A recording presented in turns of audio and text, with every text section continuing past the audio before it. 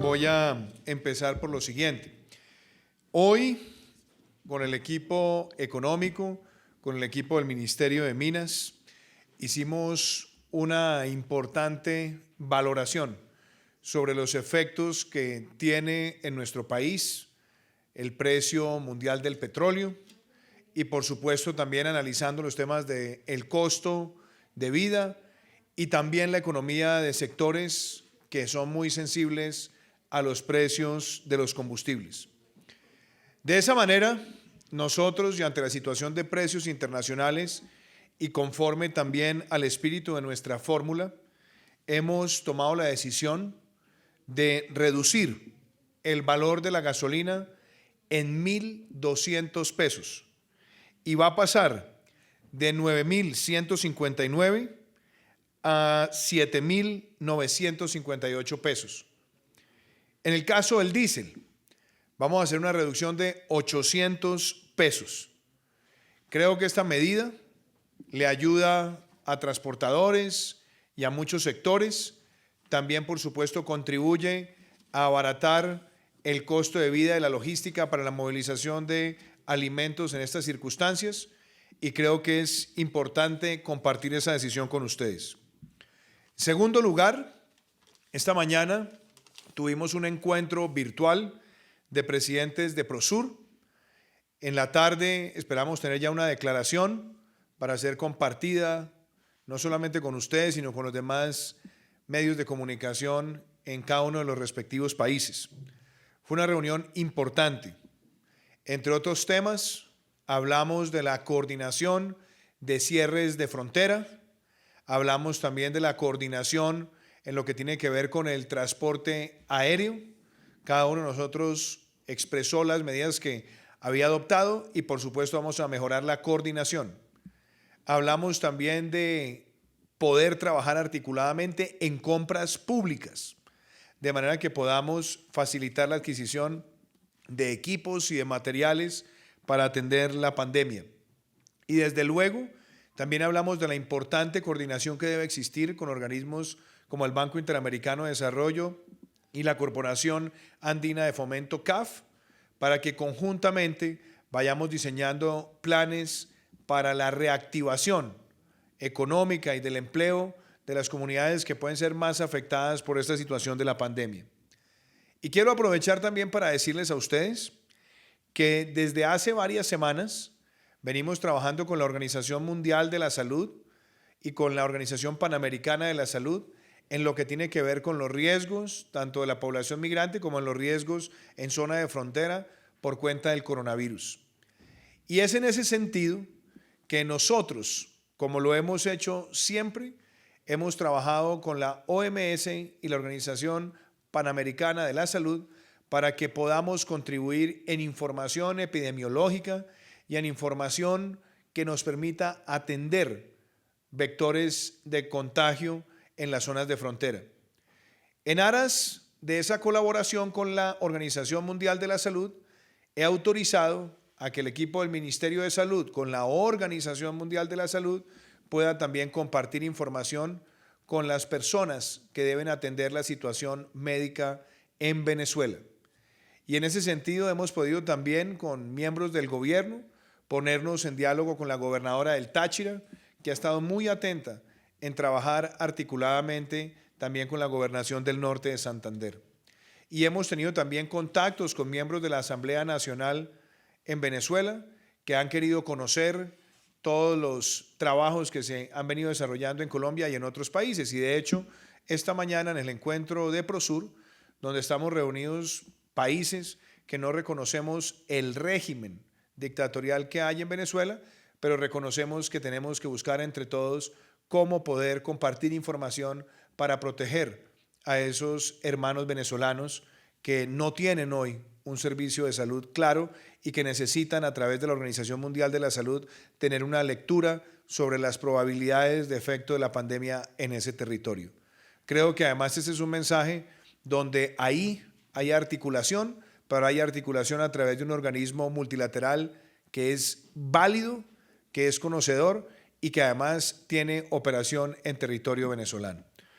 Esas serían las 3 cosas que quería compartirles a ustedes, y si alguno tiene una pregunta sobre estos temas, estoy listo para contestarle. Rubén. Presidente, buenas tardes. Es decir que entonces se abre un canal de comunicación con autoridades de Venezuela. Seamos claros, porque la pregunta me la hicieron esta mañana. Este no es un ejercicio de diálogo político, esto no es un canal político. Nuestro gobierno mantiene firme su postura de no reconocer la dictadura de Venezuela.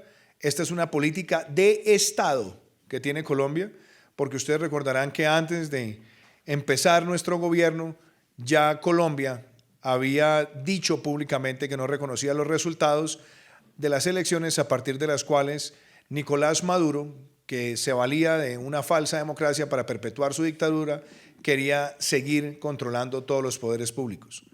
Nosotros, en ese sentido, no estamos haciendo acá ningún reconocimiento de carácter político, y lo que hemos hecho en función de la población venezolana, como lo hemos hecho siempre, es trabajar con la Organización Mundial de la Salud, con la Organización Panamericana de la Salud, para compartir información que pueda ayudar a que los hermanos venezolanos tengan una mejor forma de leer esta situación pandémica y puedan también tomar decisiones las autoridades territoriales. Y reitero que hemos tenido también diálogos entre funcionarios de nuestro gobierno con la gobernadora del Táchira, quien ha estado articulando esfuerzos con el gobierno del norte de Santander. Gracias, Rubén. Presidente, estamos en vivo para Red Más Noticias, pero básicamente, ¿con quién sería el contacto, digamos, del régimen de Maduro? ¿Con qué entidad? Yo he tenido una postura muy clara, y es la que le he pedido al ministro.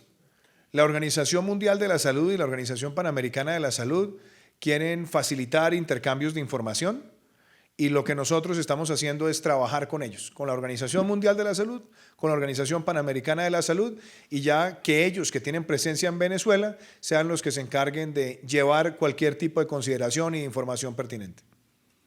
Una última pregunta. Sí, presidente, con las buenas tardes, Javier Barragán de Semana Noticias. Estamos en vivo y ya van más de 40 casos confirmados del coronavirus. La gente de todas maneras está sintiendo miedo, se viene incrementando estos casos en el país. ¿Qué otras medidas adicionales usted está pensando, presidente, para implementar aquí en Colombia? Tengamos claro una cosa, Javier. Primero, estamos hablando de una pandemia de carácter global. Y esta pandemia tiene varias características que son bien complejas.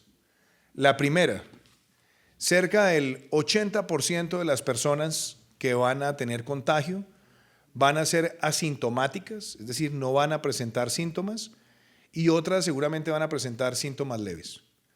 Eso hace que el coronavirus sea una enfermedad de fácil transmisión, como se ha visto en el mundo entero. Es decir, casos hay y más casos se van a presentar en el mundo entero y en Colombia. El reto que tenemos frente a esta pandemia, como es con cualquier pandemia, es que el ciclo epidemiológico, es decir, el ciclo de expansión, sea un ciclo donde todos podamos trabajar articuladamente para bajarle esa exponencialidad, esa velocidad de contagio. ¿Y eso cómo se logra? Con las medidas de precaución, que tanto insistimos: lavarse las manos constantemente, no tocarse la cara, cambiar hábitos de salud, tener distanciamiento social, no tener encuentros masivos, limitar muchos de esos encuentros en la sociedad. Con eso estamos también recortándole esa posibilidad de propagación. También requiere que las personas que han llegado al país, y a partir de la medida que además está rigiendo desde hoy, cumplan con el aislamiento preventivo obligatorio. Por supuesto que tendremos controles y tendremos además chequeos, pero es una responsabilidad con el país, con los seres queridos de esas personas. Y por supuesto también, si alguna persona presenta síntomas leves de gripa o síntomas gripales, idealmente, como lo han sugerido también autoridades médicas de otros países, tomarse ese tiempo de aislamiento y de prevención en la casa. Si tenemos gripa y tenemos que salir de la casa, que no es lo ideal, usar el tapabocas si es para hacer una diligencia.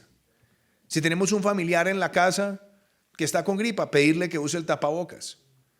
Y por supuesto el otro gran reto que tenemos en el mundo, Javier, no solo en Colombia, en el mundo, es tratar de reducir la letalidad de esta enfermedad, que es una enfermedad que golpea muy duro a los mayores de 70 años, aún más duro a los mayores de 80 años. ¿Por qué? Porque exacerba las preexistencias de enfermedades respiratorias y otras enfermedades. Entonces el reto que tenemos todos es proteger a los abuelitos, a la abuelita, al tío, a la tía, pedirle que tenga ese aislamiento preventivo, no tener contacto físico con ellos, porque es la población más expuesta a los riesgos del coronavirus. Y ese es un reto para todos. Y desde luego también, Javier, que es muy importante, es que nosotros entendamos que aquí todos tenemos que poner de nuestra parte. Esto no es solamente con las medidas del gobierno como las cosas se mitigan. Nosotros hacemos lo que nos corresponde y no dejaremos de tomar ninguna medida que consideremos necesaria para proteger la salud de los colombianos. Pero seamos claros, todos tenemos que colaborar. Ahora los niños y jóvenes que no están yendo a los colegios, pues lo que esperamos es que también con sus padres y con sus familias traten de permanecer el mayor tiempo posible en casa. La decisión se toma porque en muchos casos esos jóvenes y esos niños que no son los más afectados por la enfermedad pueden ser vectores de transmisión. Entonces ahí también todos tenemos que poner de nuestra parte.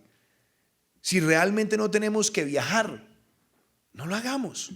Si no es algo que es urgente y necesario, no lo hagamos.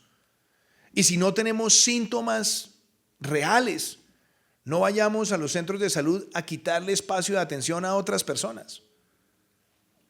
Además, si tenemos, algunas personas van a sufrir manifestaciones de esta enfermedad, como digo, de manera leve, otros van a tener gripas severas y en otros casos podrán tener afectaciones que ameriten esa atención médica.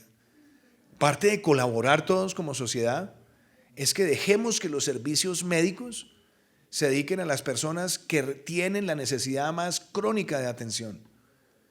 Y estos son factores que hay que poner sobre la mesa. Ustedes han visto lo que ha pasado con el sistema de salud de países desarrollados y países ricos. Y sabemos que en América Latina, por más avances que hayamos tenido en los últimos años, en las últimas décadas, seguimos teniendo sistemas de salud que tienen elementos de vulnerabilidad, de precariedad. Entonces el esfuerzo colectivo también es para optimizar esa capacidad. Y yo creo que es muy importante que como sociedad tengamos claro que aquí no se trata de buscar culpables, eso es una pandemia. Y que todos tenemos que sumar esfuerzos, que esto es un tema de todos, que aquí tenemos que obrar como equipo, como un equipo de país. Y por eso lo dije esta mañana, tenemos que pasar de esa cultura que algunos tienen de ser el avispado, el vivo, el malicioso, y darnos cuenta que aquí tenemos que todos cooperar porque es protegernos los unos a los otros. Si estamos en un hogar y los jóvenes salen a la calle y no se cuidan, se van de rumba y después llegan a la casa porque ellos seguramente pensarán que no son los más proclives a ser afectados por el virus, pueden de pronto contagiar a su papá, a su mamá, a su tío o a su abuelo y de pronto tener desenlaces de un agravamiento en su salud. Por eso el reto que enfrenta el mundo y el que enfrentamos nosotros como sociedad es para trabajar unidos. Aquí no hay criterios políticos ni de partido que valgan. Yo creo que estamos ante uno de los retos más grandes que hemos tenido como sociedad y como país. Y como lo dije ayer, saquemos lo mejor de nosotros. Y lo mejor de nosotros es pasar por encima de cualquier cosa pequeña y entender que cuando nos protegemos a nosotros mismos, estamos protegiendo a los demás. Entonces yo creo que con eso, Javier, te contesto la pregunta. Muchísimas gracias. Muchísimas gracias. Creo que Carlos me presidente. iba a hacer una pregunta. Le están esperando ahora y Caracol también quería, presidente.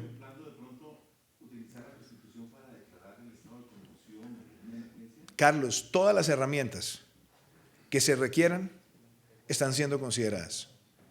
No dejaremos de tomar ninguna medida que sea para proteger la salud de los colombianos y para mantener siempre el orden de nuestro país en función de una situación que es extraordinaria.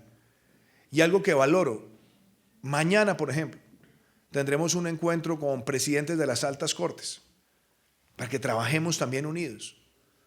Tendremos, o he tenido conversaciones con los presidentes del Senado y la Cámara, quienes han tomado una decisión responsable, pero también les he dicho que vamos a estar trabajando de la mano con ellos, así como lo hemos hecho con alcaldes y gobernadores, la articulación institucional. Y todo lo que se requiera de carácter normativo para enfrentar esta situación, lo haremos y lo haremos contemplando todas las herramientas que la Constitución y la ley nos otorga.